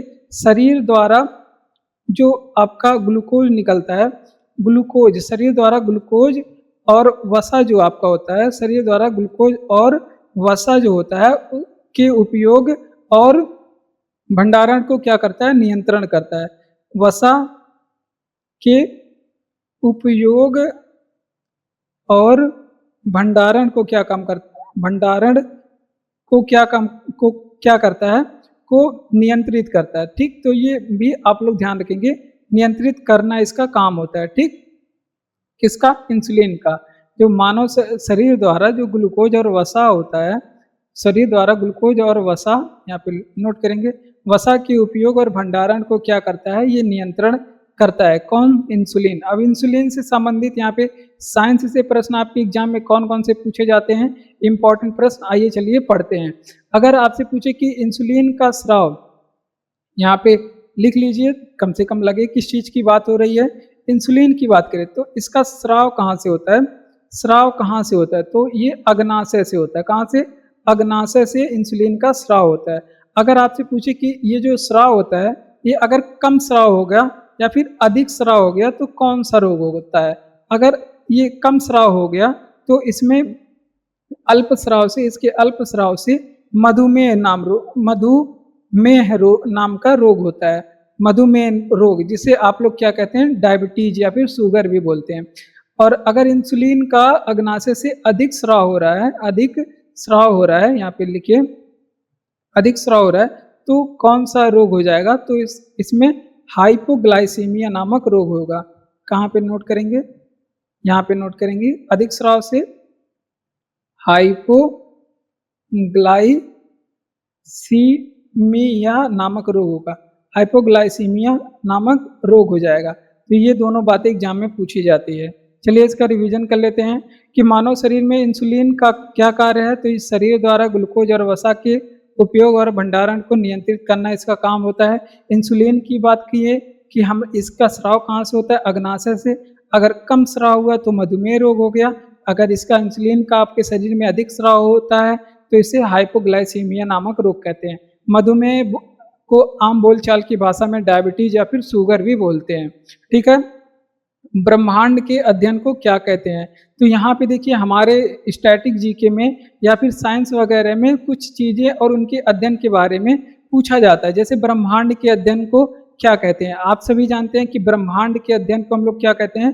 कॉस्मोलॉजी कहते हैं। क्या कहते हैं? कॉस्मोलॉजी, ब्रह्मांड के अध्ययन को कहते हैं। इसी तरह से हमारे एग्जाम में पूछा जाएगा और भी प्रश्न। क्या क्या चीजें ज्यादा एग्जाम में पूछी जाती है, आइए चलिए देख लेते हैं। देखिए, अगर आपसे पूछे कि न्यूमिसमेटिक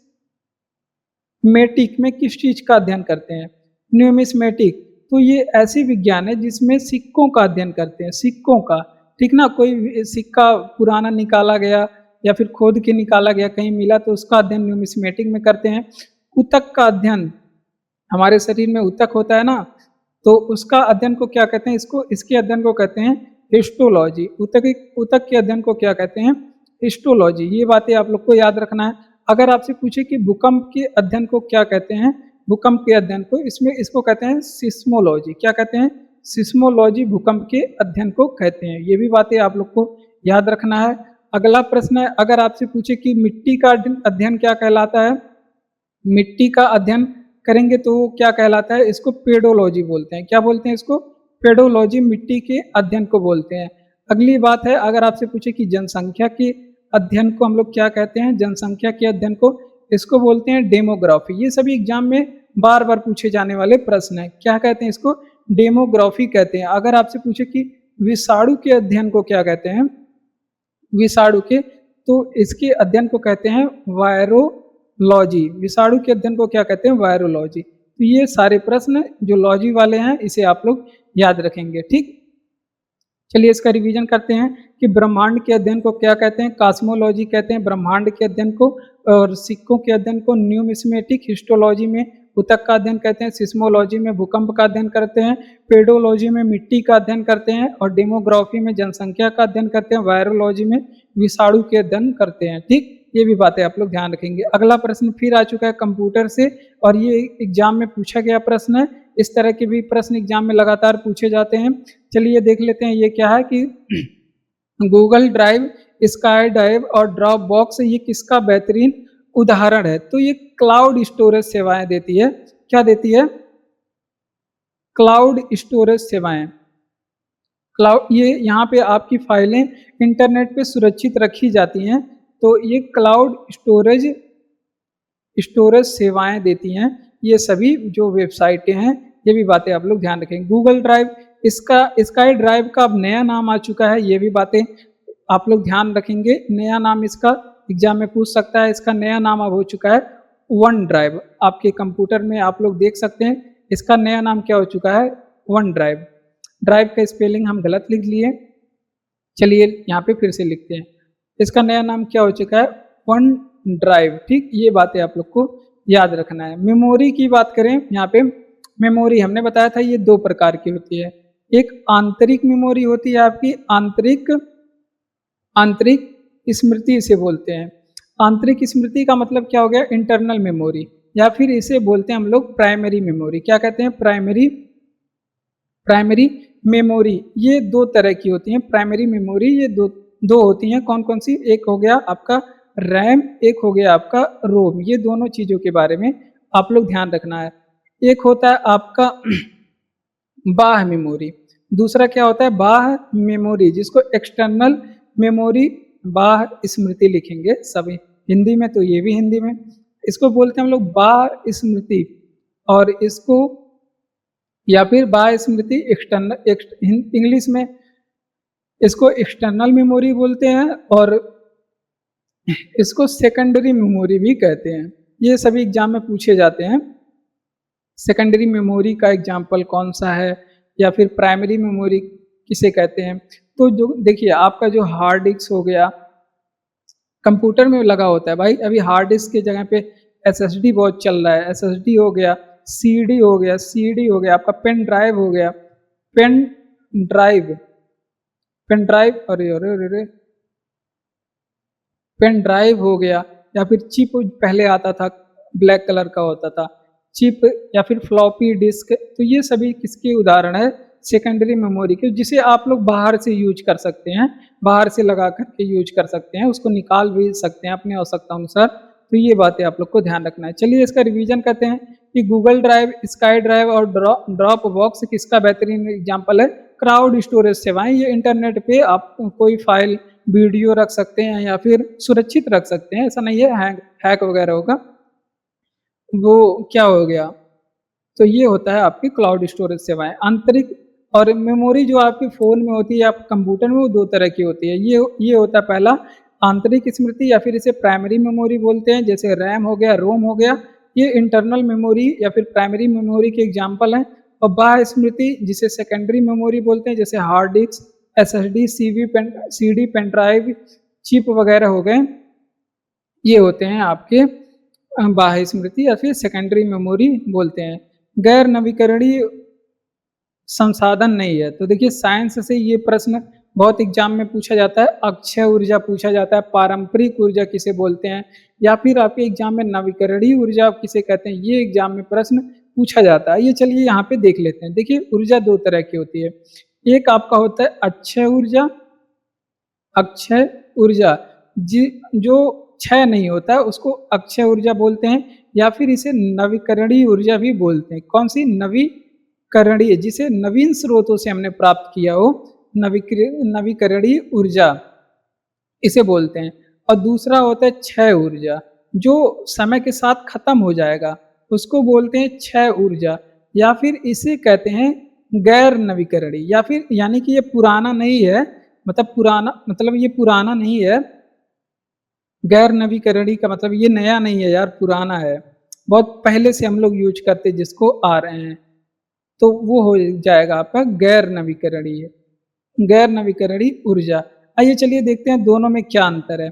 अक्षय ऊर्जा अक्षय ऊर्जा यानी कि जो क्षय नहीं होगा, नवीकरणीय ऊर्जा में ये आ जाएगा आपका सौर ऊर्जा। देखिए सौर ऊर्जा भी हमने हाल ही में बनाया है। सौर ऊर्जा की खोज अभी क्या हुई है, हाल ही में हुई है। ठीक, सौर ऊर्जा हो गया, आपका पवन ऊर्जा हो गया, पवन ऊर्जा ये भी हाल ही में खोजा गया चीज है, पवन ऊर्जा हो गया। समुद्री लहरें से भी हम लोग ऊर्जा बनाते हैं, समुद्री समुद्री समुद्री लहरों से भी हम लोग एनर्जी जनरेट कर लेते हैं। उसके बाद आपको ज्वारीय ऊर्जा का नाम आप लोग ध्यान रखना। ज्वारीय समुद्र के जो ज्वार में आते हैं उससे भी हम लोग करंट वगैरह बना लेते हैं। और दूसरा हो गया क्षय ऊर्जा। क्षय ऊर्जा का मतलब जो खत्म हो जाएगा या फिर गैर नवीकरणीय है, तो उसको वो हो गया आपका, जैसे कोयला हो गया। कोयला बहुत पहले से हम लोग यूज करते हुए आ रहे हैं।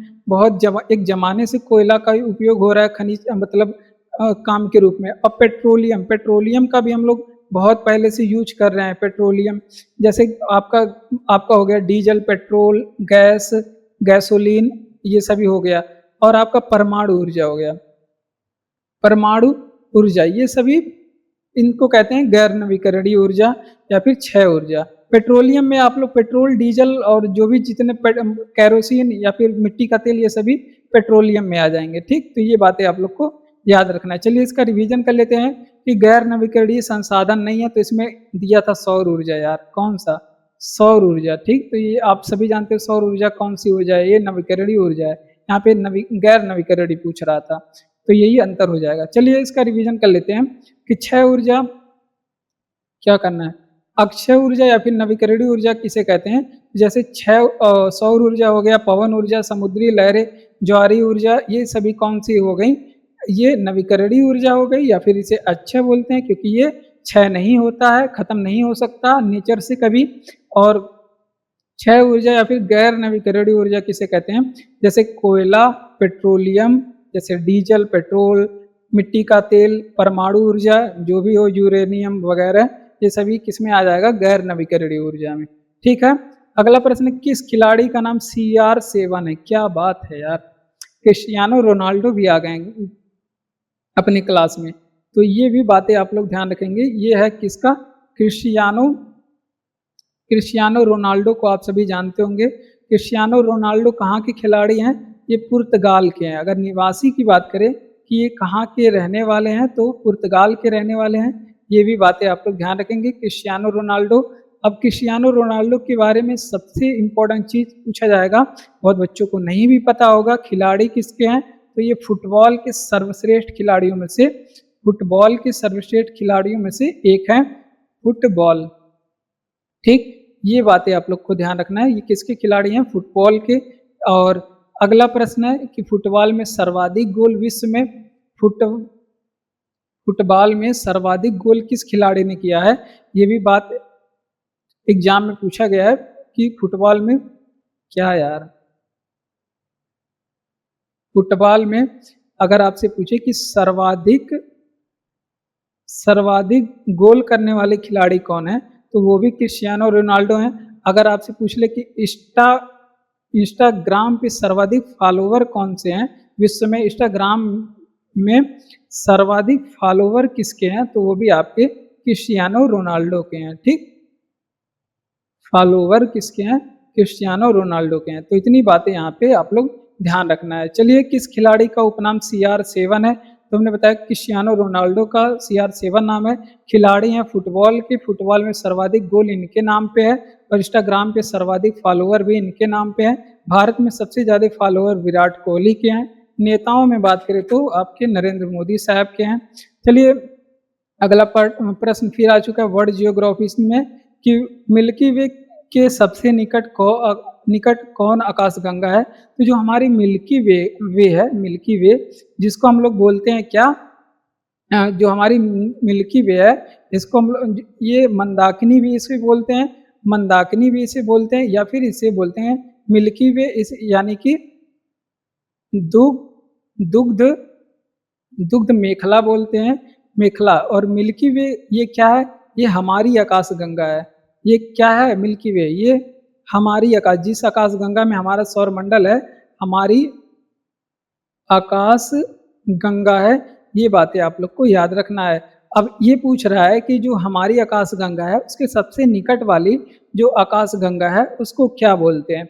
तो उसका नाम है देवयानी, या फिर एक नाम और इसका है एंड्रोमेडा। इसका दूसरा नाम है एंड्रोमेडा। वैज्ञानिकों ने खोजकर इसे बताया है। एक एग्जाम में पूछा गया है कि हमारी मंदाकिनी से जो हमारी देवयानी है, इसके बीच में दूरी कितनी है? तो 2.5 मिलियन प्रकाश वर्ष से इसके बीच में क्या है? दूरी है। तो ये भी बातें आप लोग को ध्यान रखना है। आप अपना साइकिल लेके 2.5 मिलियन प्रकाश वर्ष दूर जाएंगे तो आप लोग कहाँ पहुँच जाएंगे? देवयानी यानी कि दूसरे आकाश गंगा में। एंड्रोमेडा पे पहुंच जाएंगे। ठीक है, इतना आप लोग को ध्यान रखना है। तो देखिए मिल्की वे के सबसे निकट कौन सी आकाशगंगा है, हमने बताया देवयानी है। मिल्की वे क्या है, तो मिल्की वे ये हमारी आकाशगंगा है, जिसे हम लोग मंदाकिनी भी इसका दूसरा नाम है, और दुग्ध मेखला भी नाम है। ठीक है, सर्पिलाकार इसकी आकृति है। ये सभी बातें और किसी प्रश्न में चर्चा होगी। आगे बढ़ते हैं कि किस शहर में रेल कोच फैक्ट्री स्थित है। तो देखिए ये सभी चीजें भी आप लोग को ध्यान रखना है। आकार इसका याद रख लो यार, कैसा है, सर्पिलाकार। नहीं तो कहोगे कह के नहीं बताएं, सर्पिला, सर्पिलाकार, ठीक ना, सर्पिलाकार हो गया ना, मतलब सांप जैसे ऐसे गोल गोल गोल गोल घूम के बैठा होता है, उसी तरह का है। ठीक ना। किस शहर में रेल कोच फैक्ट्री स्थित है, चलो पंजाब। तो ये पंजाब की एक शहर कपूरथला में। और ये सभी चीज़ें पहले पूछी जाती हैं एग्जाम में, अभी भी पूछी जाती है, इम्पोर्टेंट है। पहले क्या होता था, यहाँ पे डीजल वाले इंजन बनते थे, अब क्या हो गया, यहाँ पे इलेक्ट्रिक इंजन बनते हैं। कपूर, अरे यार, कपूरथला में स्थित है, कपूरथला कहाँ पे, पंजाब में। ठीक, ये भी बातें आप लोग को ध्यान रखना है। आइए चलिए कुछ और प्रश्नों की बात कर लेते हैं। Integral coach factory, integral coach factory ये भी क्या है, रेल कोच फैक्ट्री है। इंटीग्रल कोच फैक्ट्री ये पूछे कहाँ पे स्थित है, तो ये पेराम्बूर में तमिलनाडु में स्थित है। कहाँ पे, पेराम्बूर, पेराम्बूर तमिलनाडु में स्थित है। एक बनारस वाला याद रखेंगे जिसे बोला जाता है डीजल लोकोमोटिव, लोकोमोटिव। आप लोग कहीं लोकोमोटिव का लोकोमोटिव लिखा सुने तो आप लोग समझ जाएं कि यहाँ पे रेल इंजन बनता है। फिर डीजल लोकोमोटिव वर्क्स बोलते हैं इसको, वर्क। तो वो कहाँ पे है, वाराणसी में है, वाराणसी में है। और वाराणसी अपना कहाँ पे है, उत्तर प्रदेश में है। अगला आप लोग ध्यान रखेंगे modern coach factory, modern coach factory ये अगर आपसे पूछे ये कहाँ पे स्थित है, तो ये आप लोग ध्यान रखेंगे, ये रायबरेली में स्थित है। कहाँ पे, रायबरेली। रायबरेली भी कहाँ पे है, उत्तर प्रदेश में। इतनी बातें आप लोग को ध्यान रखना है। चलिए इसका रिवीजन कर लेते हैं कि किस शहर में रेल कोच फैक्ट्री स्थित है, तो कपूरथला पंजाब में स्थित है। कहाँ पे, रेल कोच फैक्ट्री। इसी तरह से और भी रेल कोच फैक्ट्री हैं जो आपके एग्जाम में पूछे जाते हैं। इंडियन जियोग्राफी का ये प्रश्न है, आप लोग इंडियन जियोग्राफी में इसे आप लोग पढ़ेंगे। इंटीग्रल कोच फैक्ट्री कहाँ पे है, पेराम्बूर तमिलनाडु में। डीजल लोकोमोटिव कहाँ पे है, वाराणसी उत्तर प्रदेश में। मॉडर्न कोच फैक्ट्री कहाँ पे है, रायबरेली उत्तर प्रदेश में है। अगला प्रश्न है उपन्यास तमस के लेखक कौन है, तो आप लोग कहेंगे ये उपन्यास वगैरह ये हमारे जीके जीएस में कहाँ से आ गया, तो जी हाँ, उपन्यास जीके जीएस में हिंदी के भी पुस्तक और उसके लेखक के बारे में पूछा जाता है। तो आप लोग ध्यान रखेंगे और इसके बारे में भी पढ़ेंगे। कभी कभी एग्जाम में हम लोग इसको भी पढ़ते हैं, हिंदी के कुछ लेखक और उसके उनके प्रसिद्ध पुस्तकों के बारे में पढ़ते चलते हैं। और ये हिंदी के पुस्तक होते हैं लेकिन जीएस में भी पूछे जाते हैं। और जो फेमस पुस्तक है वही केवल पूछा जाएगा, ये नहीं कि बहुत जमाने पहले की कोई पुस्तक पूछ ले। तो इसके लेखक हैं भीष्म साहनी। कौन है, भीष्म साहनी। अब इस प्रश्न से हम लोग रिवीजन करेंगे पुस्तक हिंदी के और उसके लेखकों के बारे में। अगर आपसे पूछे कि कामायनी, कामायनी के बारे में एग्जाम में बहुत पूछा गया है। स्कंदगुप्त, स्कंदगुप्त इसके लेखक कौन है, तो इसके लेखक जो हैं उनका नाम है जयशंकर प्रसाद। अरे क्या हो गया, जयशंकर प्रसाद ये लिखा गया है, नहीं फिर से लिख देते हैं। उनका नाम क्या है, जयशंकर, जयशंकर प्रसाद। ठीक, ये बातें आप लोग को याद रखना है। अगला प्रश्न है अगर आपसे पूछे कि गबन किसके लेखक, गबन के लेखक कौन है, कई बार एग्जाम में पूछा गया है। गोदान के लेखक कौन है, रंगभूमि के लेखक कौन है, रंगभूमि के लेखक कौन है, कर्मभूमि के लेखक कौन है, ये सभी मुंशी प्रेमचंद के रचनाएं हैं। किसके हैं, मुंशी, मुंशी प्रेमचंद, पता नहीं कौन सी भट्ठा चलाते थे, तो ये मुंशी प्रेमचंद की रचना है। और आइए चलिए एक दूठू और लिखो यार, एक दूठू और लिखो। अगर आपसे पूछे कि उर्वशी, उर्वशी किसकी रचना है या फिर कुरुक्षेत्र? उर्वशी या फिर कुरुक्षेत्र किसकी रचना है?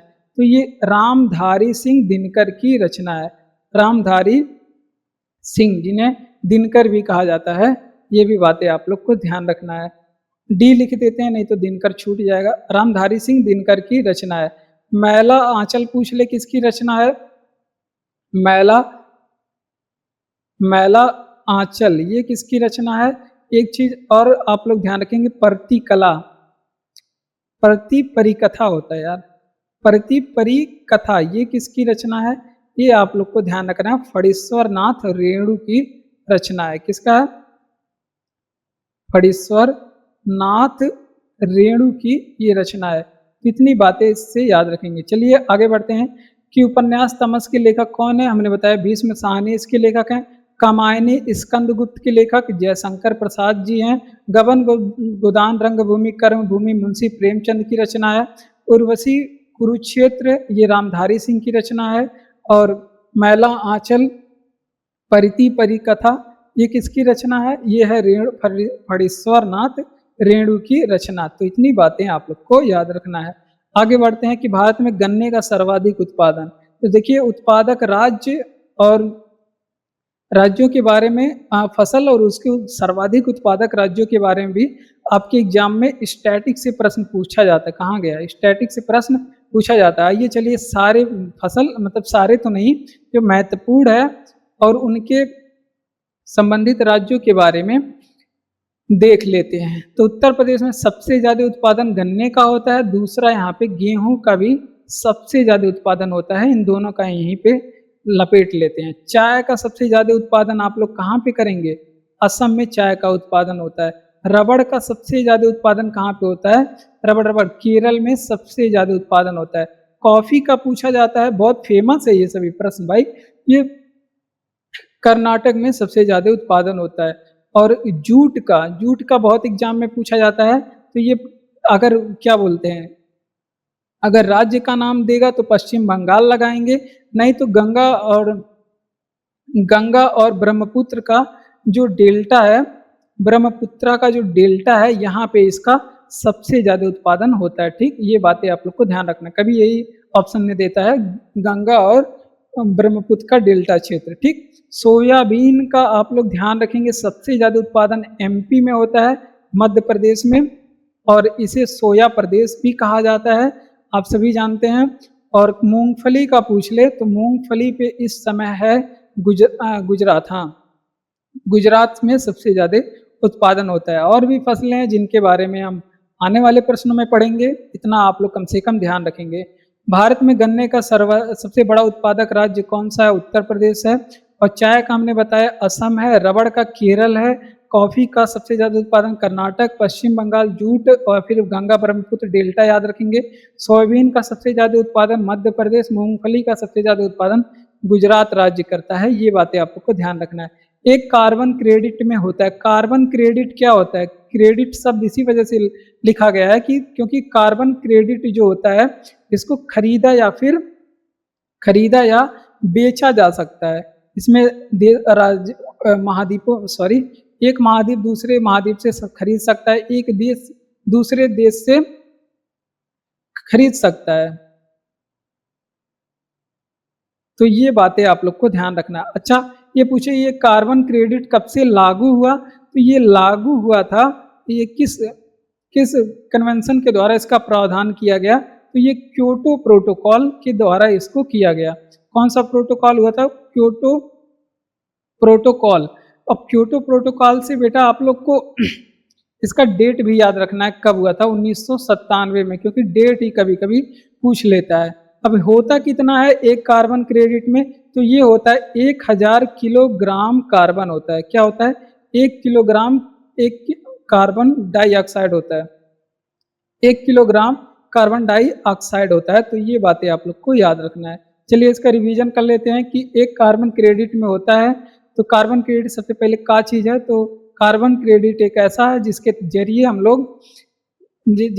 हम लोग कार्बन को खरीद सकते हैं या फिर बेच सकते हैं, एक देश से दूसरे देश वालों से खरीद सकते हैं। लागू कब से हुआ? क्योटो प्रोटोकॉल 1997 के द्वारा।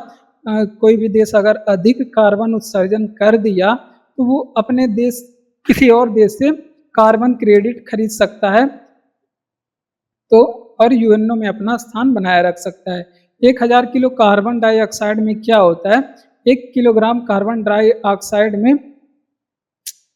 एक कार्बन क्रेडिट में 1000 किलोग्राम कार्बन डाइऑक्साइड होता है। अब ये ना पूछना कि 1 किलो खरीदना है तो उसमें कितना रुपए लगेगा, ये तो निर्धारित करते हैं सरकारें। अगला प्रश्न है कि किस मिश्र धातु में टिन नहीं होता? तो भैया पीतल का नाम याद रखना।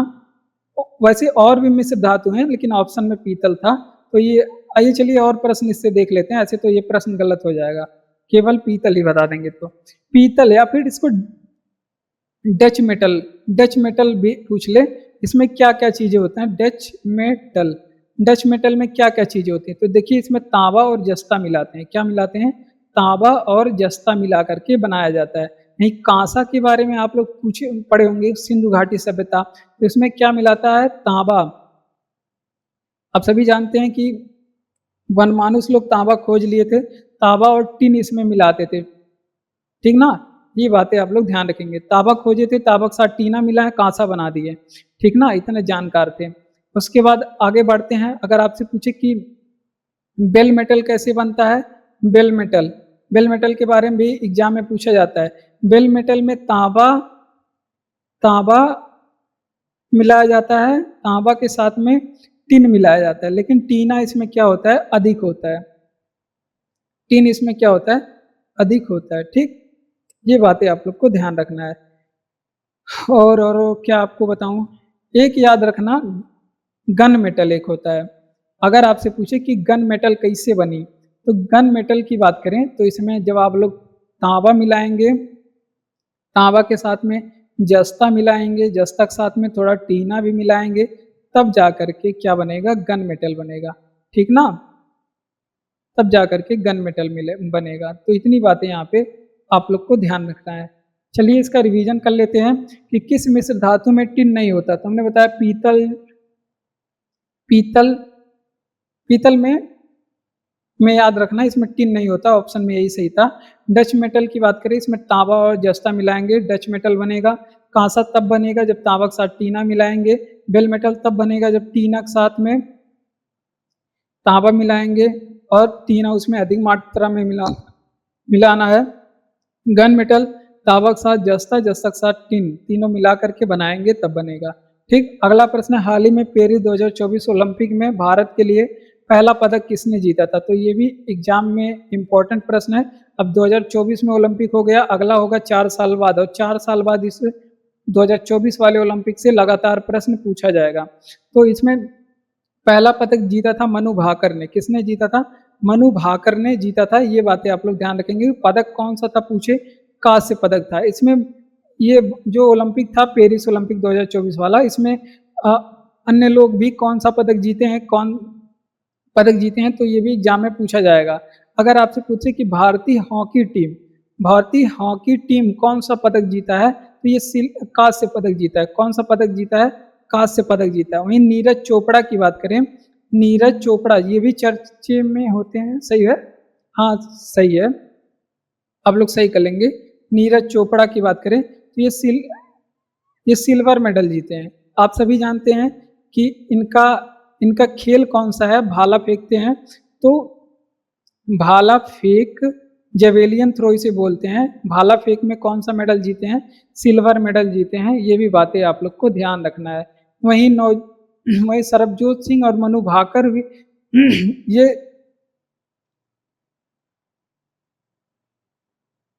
इतना कम से कम इससे याद रखेंगे। चलिए रिवीजन कर लेते हैं। हाल ही में पेरिस ओलंपिक 2024 में ओलंपिक में भारत में पहला पदक किसने जीता? तो मनु भाकर ने जीता, कांस्य पदक जीते थे।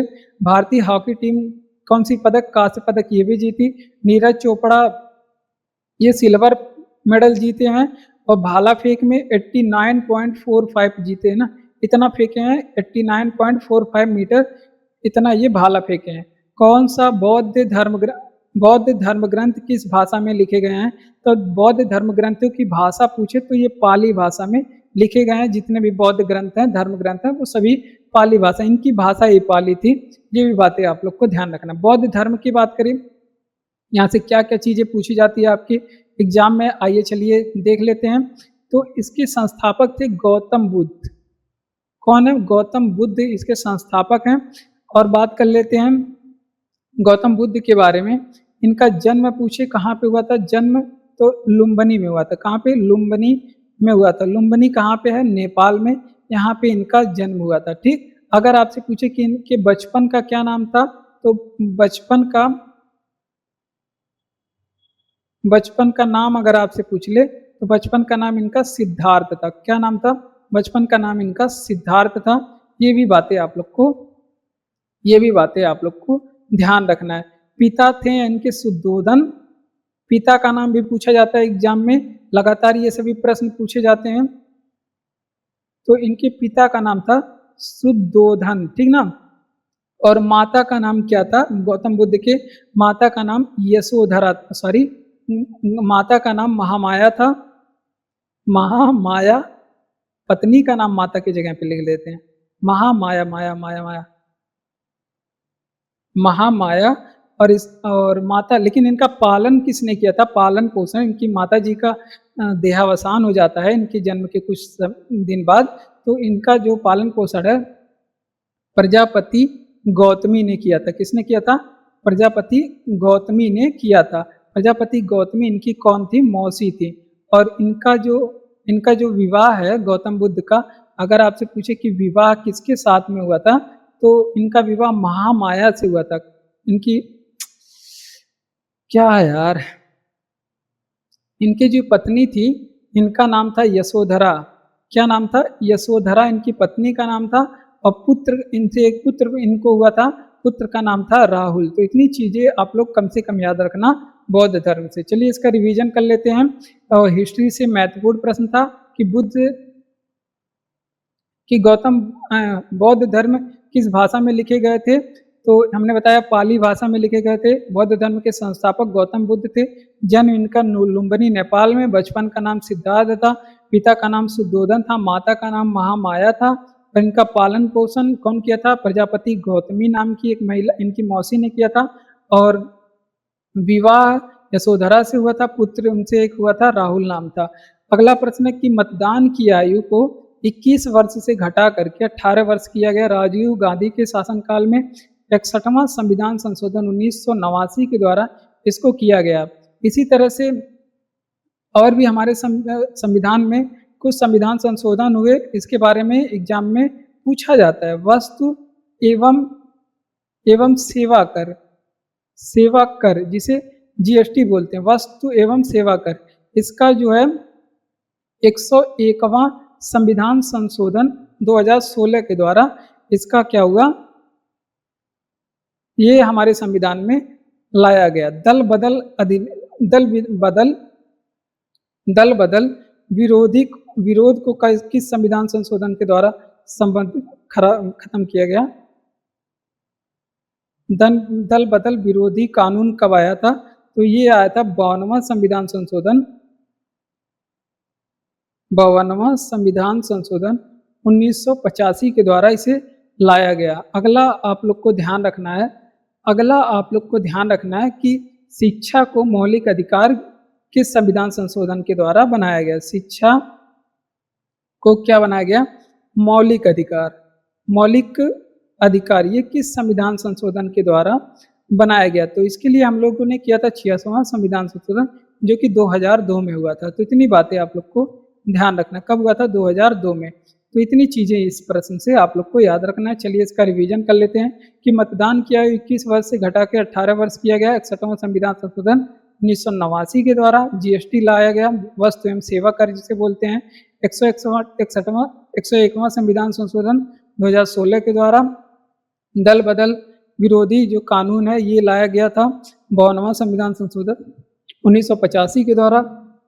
शिक्षा को मौलिक अधिकार बनाया गया 86वां संविधान संशोधन 2002 के द्वारा। तो जय हिंद। आज की क्लास में बस इतना ही। मुझे उम्मीद है कि क्लास आप लोग को अच्छा लगा है। आप लोग चैनल को सब्सक्राइब करिए, वीडियो को लाइक करिए, अपने दोस्तों तक भी शेयर करिए। जय हिंद, जय भारत। भारत माता की जय। आप लोग खुश रहें, ऐसी मेरी कामना है। हँसते रहें, मुस्कुराते रहें, आगे